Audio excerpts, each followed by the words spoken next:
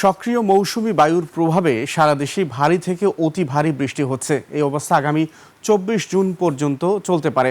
ভারী থেকে অতি ভারী বৃষ্টির প্রভাবে দেশের প্রধান নদ নদীর পানি ক্রমেই বাড়ছে বলে জানিয়েছে বন্যা পূর্বাভাস ও সতর্কীকরণ কেন্দ্র।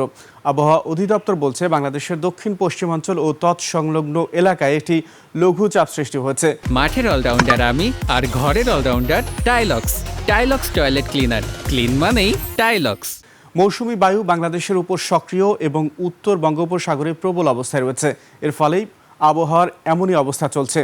দেশের নদীবন্দরগুলোর জন্য দেয়া পূর্বাভাসে বলা হয়েছে, যশোর, কুষ্টিয়া, ফরিদপুর, খুলনা, বরিশাল, পটুয়াখালী, নোয়াখালী, কুমিল্লা, চট্টগ্রাম এবং কক্সবাজার অঞ্চলের ওপর দিয়ে দক্ষিণ কিংবা দক্ষিণ পূর্ব দিক থেকে ঘন্টায় 45 থেকে 60 কিলোমিটার বেগে অস্থায়ীভাবে দমকা ও ঝোড়ো হাওয়া সহ বৃষ্টি কিংবা বজ্রবৃষ্টি হতে পারে।